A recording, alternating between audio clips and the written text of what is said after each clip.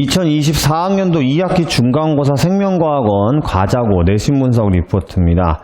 우선은 제가 난이도 별 2를 줬는데요. 그래도 이제 뭐 2이나 3이나 어떻게 보면은 난이도가 뭐 쉬웠다, 어려웠다라는 얘기보다는 과자고 같은 경우는 총평도 보시면 아시겠지만 뭐 수능 변형 문제도 출제가 좀 됐고요. 그 다음에 범위도 과자고는 올해 같은 경우는 1학기 중간 기말 때부터 이렇게 전체적으로 누적으로 가져오고 있기 때문에 이번 시험 범위가 신경 전도부터 사람의 유전까지 굉장히 넓은 편이었습니다. 그런데 별 2개를 준 거는 객관식 22문항만 출제가 됐고요.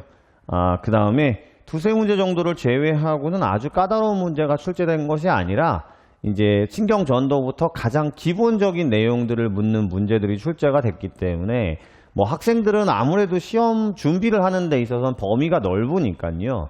그러니까 예전에 배웠던 내용들을 혼자 공부하면서 다양한 문제들을 풀어야 되기 때문에 좀 힘겨웠을 수도 있는데요. 실제 시험 문제 난이도만 보고는 이제 난이도가 높은 편은 아니었다라는 얘기고요. 그러다 보니까 1등급 같은 경우는 90점대 초반에서 형성된 걸로 보입니다. 특이사항 보시면 아시겠지만 아까 말씀드렸듯이 계속적으로 1학기 때부터 이제 누적인 상황을 만들어 왔어요. 그러니까 아무래도 선생님께서 이제 고3이 되었을 때 수능 준비하는 느낌으로 이제 공부를 해라 라는 것들을 계속 주지시키는 걸로 보여집니다.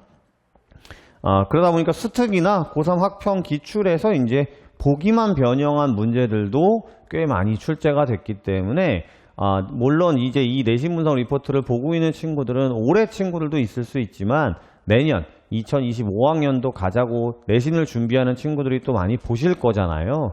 그러니까 누적이라는 것 때문에 부담을 가지고 너무 공부하는데 힘겨워하지 말고 지금 누적된 부분들은 고3 수능 학평이나 수특을 보시면서 이제 주요한 문제들, 너무 어려운 문제들보다는 주요한 문제들을 풀면서 내가 기본 개념을 정확하게 가지고 있는지 뭐 이런 것들을 다시 한번 다지는 느낌으로 내신 준비를 하는 것이 좋지 않을까 생각이 듭니다. 신경전도 막전이는 2문제가 출제가 됐고요.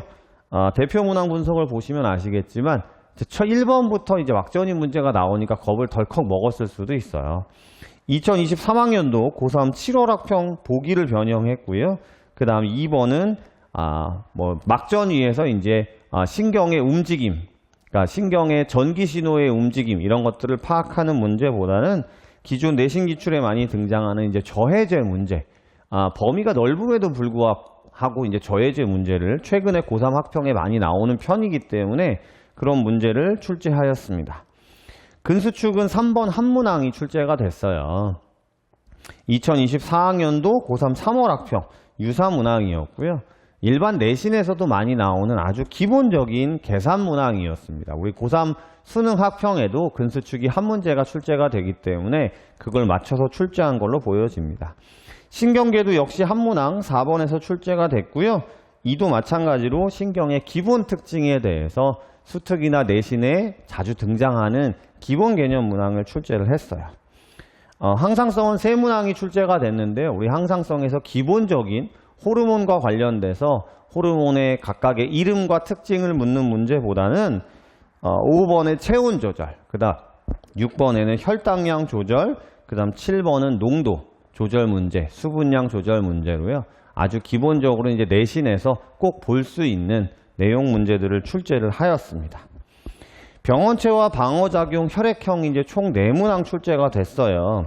그러니까 이번 유전이 아닌 그 앞에 있는 누적 부분이 객관식 22문항 중에 11문항, 절반 정도가 출제가 됐다고 보시면 되고요.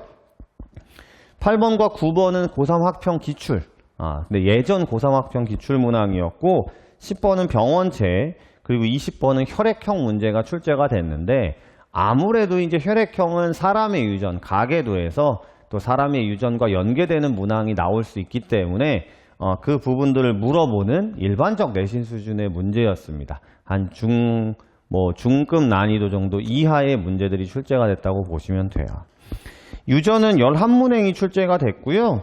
17번 문항이 2023년도 고3 7월 학평에서, 그 다음 18번이 2023년도 고3 3월 학평에서, 그리고 21번은 2024년도 11월 수능 변형 문제였기 때문에 내년 2025년을 준비하는, 내신을 준비하는 학생들은 최소한 2년치 정도의 고3 학평 수능 문제를 우리가 이제 기본 내용, 내신 내용을 공부한 다음에 그 다음에 최소한 2년치 정도의 문제를 풀어보면서 본인이 어려운 문제 포함해서 이제 최상위권 문제까지 뭐 이런 부분들을 뭐 시간 내에 풀 수 있다라기보다는 내가 이걸 시간을 좀 들이더라도 기본 내용을 정확하게 알고 있는지, 풀이 과정을 정확하게 쓸 수 있는지 이런 것들을 좀 체크해야 될 것 같고요. 어쨌든 범위가 넓다 보니까 서술형 문항은 출제되지 않았기 때문에 그런 부분에서는 조금 더 신경을 덜 쓸 수 있는 시험이지 않았나 그런 생각이 듭니다.